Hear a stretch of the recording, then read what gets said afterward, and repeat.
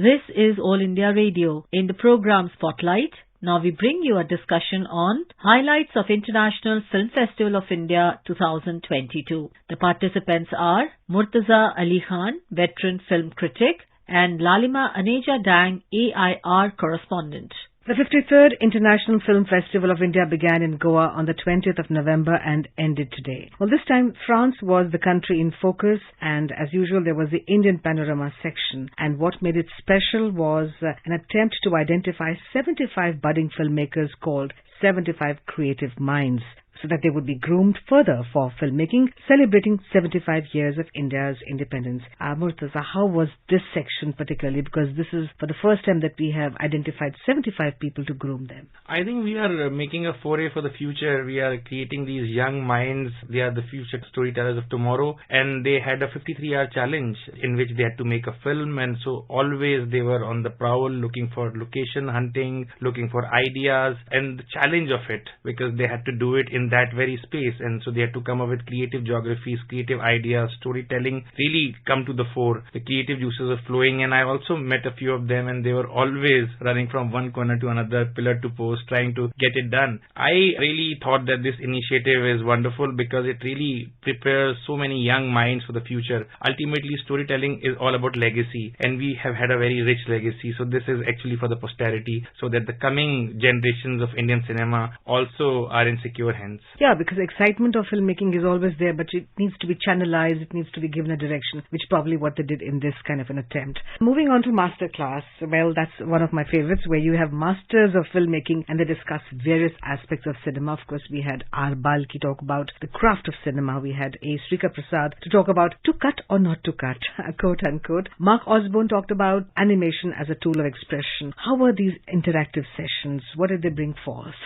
See, over the years, masterclasses for me have been one of the most important parts of IFFI. This year, like earlier also, I have had some wonderful opportunities to interact with some of the greatest technicians, some of the greatest visual or also oral masters of cinema. This year, of course, was great, but in the earlier years also, I've had wonderful opportunities to talk to some Oscar-winning VFX people like Tim McGowan. I've had the chance to talk to some of the greatest filmmakers who have really, made a name for themselves in India as well as abroad. I really feel that these opportunities are wonderful for young storytellers because they get to interact, they get to see what it is about, because at the end of the day, it's a marriage of craft and it's a marriage of creative ideas. So if you don't have the technical side covered, it's very difficult to take care of storytelling in its essence. So IFFI, as I said, why film festivals are important, because these festivals provide you with such opportunities. It's like a once in a lifetime opportunity for some young filmmaker coming from very far off to attend such a masterclass, and it's really a life-changing experience. And as a critic covering IFFI over the years, for me also it's been so valuable, these lessons. I've learned so much about the art of writing about film because of these interactions that I have had over the years. In fact, we remember NFDC producing those beautiful documentary films when we went to the cinema halls just before the film started, and they were really wonderful documentary films. So I think NFDC has come a long, long way. And I think from your talk, I can understand that on the one hand, we are making progress at the regional level. We are trying to promote regional films. On the other hand, it has become more international, right? Because apart from France, there were films from Spain and Moscow. I think you had a very good experience with the Moscow stall, right? I loved it. I was really happy to see some of the best animation offerings that they had, and when I watched it, I at first thought maybe it's a Hollywood offering, but then I was reminded that no, this is actually made in Moscow. And then I also interacted with some of them. There was Mr. Sarfraz Alam, who is a representative of one of the studios which is a government-based setup, and he really explained to me that how some of the best films are now being made in Moscow, and they are not surpassing Hollywood. They are definitely at par with Hollywood. And then we also discussed about the great relationship that India and Russia have enjoyed over the years, with the legendary Raj Kapoor being the most popular. At time, his popularity was even surpassed the presidents of Russia. And they always remind you talk to any Russian, they'll always remind you that how loved Indian cinema is and how greatly loved Raj Kapoor has been in the country even now. So now I think think it's important for Indo-Russia to even come up with more collaborations as far as filmmaking is concerned. So I think this particular initiative with this pavilion coming from Moscow, I think this can go a long way in giving rise to more interesting collaborations between the two great countries. Wow, great to hear that. What about the fact that now in the UP government, Uttar Pradesh government is also trying to promote and trying to make it easier for the film fraternity to act there, to hire various locations and all that formalities which are required to shoot in Uttar Pradesh. Are we ready? Are they doing a lot of work in this direction?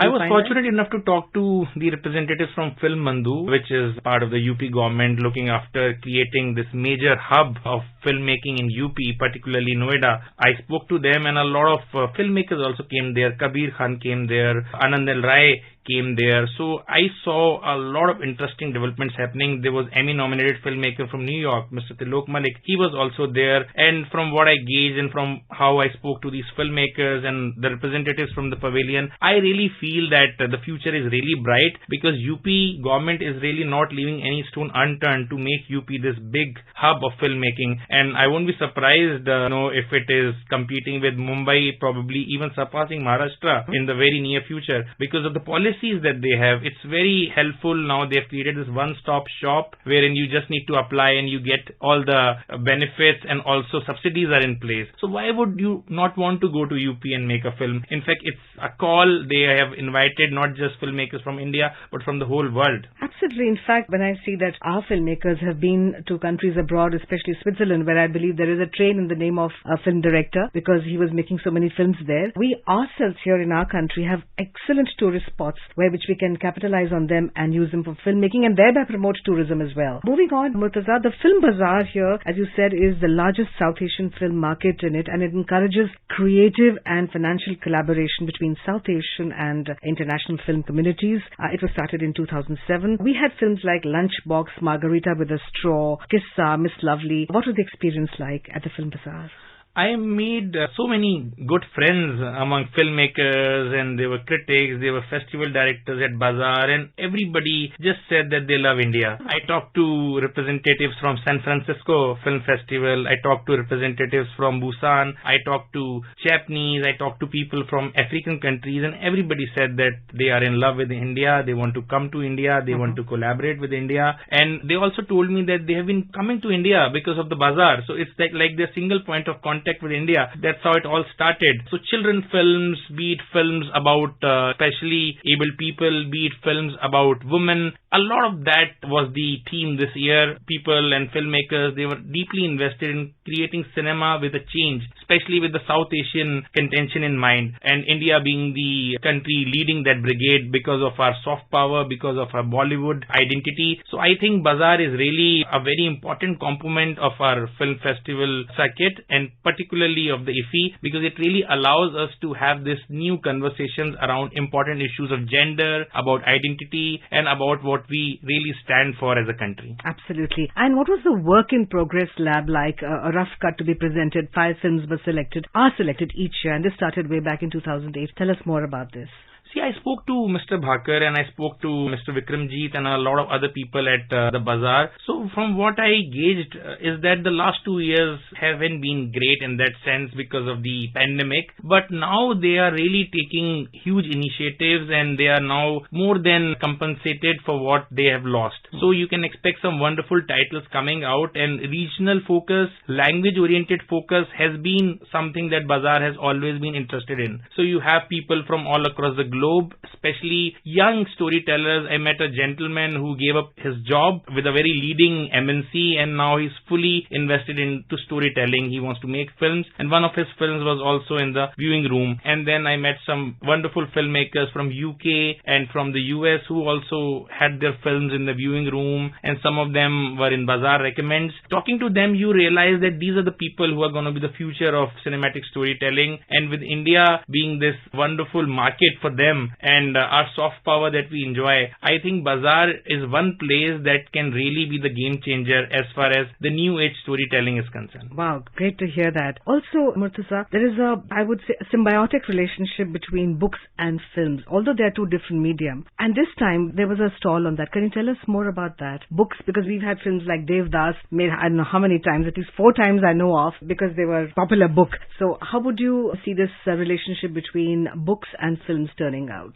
See, a lot of the times what was happening in the recent times was that we were having films of 90 minutes, and often it's not easy to adapt a full-fledged book into a 90-minute film. But now with the advent of OTT, with the long-form narratives coming in, we have these series of 8 episodes, 9 episodes, which can go up to 4-5 seasons. So a lot of books which were not being adapted earlier are becoming easy to be adapted in form of series, in form of these mini-series, in form of these multi-season series. So this particular edition of IFFI was also focusing on the idea of book adaptation, with this entire pavilion dedicated to these ideas of books getting translated into cinema-oriented stories, be it, feature-length films, be it mini-series, be it multi-season, long verse sort of series we have seen in the West. A lot of the times, shows like Money Heist, which have run up to 5 seasons. We have seen Breaking Bad running up to 5 seasons. There have been examples of Game of Thrones, which is actually a book by George R.R. Martin. We saw how it resulted in a multi-season 8-9 season long series. So I think we are going there in that direction, and this is a very welcome initiative because it allows you to have this wonderful harmony between literature and cinematic storytelling, because literature always is the source of ideas and stories, and unless we tap into it, we will never be able to realize the full potential. So I think this is a wonderful initiative. Moving on, the Honorable Prime Minister, if I may say so, has a soft corner for Divyangjan. He coined this word. This time there was a Divyangjan section. How was it like? I think they showed the film Richard Attenborough's Oscar-winning Gandhi in that. How was it? Do you have the audio-visual coming? How was the experience like? Does it make it easier for the Divyangjan to view films in that section? In fact, it's been something that can prove to be a game changer as far as making the cinema space democratic in the times to come. Because if you have this kind of an approach wherein you want to include everybody, you want to give that experience of cinematic storytelling to everybody, it is really something we should, look up to. And the one film that I saw which was screened for the Divyangjan was The Storyteller. And to narrate a wonderful incident that happened, that the filmmaker decided to watch the film blindfold. He himself was not blind, but he said that I want to experience it like everybody else. So a lot of people joined in and they all watched the film blindfold, and they were able to experience it, if not to the fullest, but to a great extent they were able to capture its essence. So I think that's really wonderful how this spirit of solidarity, this spirit of camaraderie comes in, making the cinematic space more democratic. Yeah, and all-inclusive. All-inclusive. And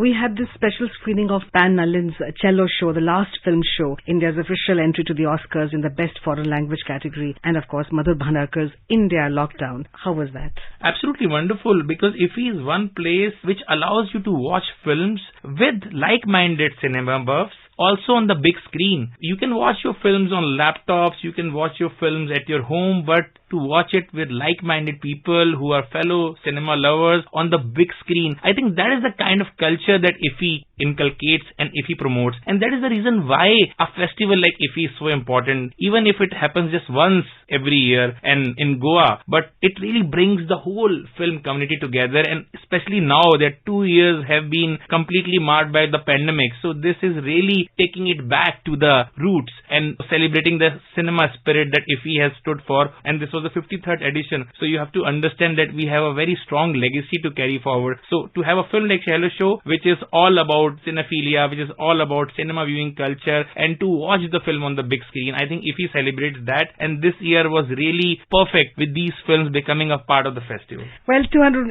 films from 79 countries screened, 25 feature films and 20 non-feature films from India showcased in the Indian Panorama section. Add to that, as you said, we are getting more international feel to the festival now because it's getting more digitalized, it is getting more paperless. How do you view this in short, the 53rd Indian Film Festival of India held in Goa? Some of the countries in the world still don't have 5G, and we already have 5G. So this technology has enabled us to go completely paperless. Yes. It's a huge festival, the biggest in Asia, and everything done in a paperless manner with technology allowing you to book tickets and to book everything and to do everything online. I think that is something that deserves a lot lot of credit, and I would just say that kudos to NFDC, kudos to the Honorable Minister Anurag Thakur and the entire team at NFDC and Ministry of Information Broadcasting for taking this initiative to go paperless. Thank you, Murtaza Aliji. Thank you so much. You were listening to a discussion on Highlights of International Film Festival of India 2022. The participants were Murtaza Ali Khan, veteran film critic, and Lalima Aneja Dang, AIR correspondent. This program was produced and presented by the News Services Division of All India Radio. You can listen to it on our mobile app, News on AIR. This program is also available on our YouTube channel, News on AIR Official. You may email your opinion about this program at airnsttalks@gmail.com.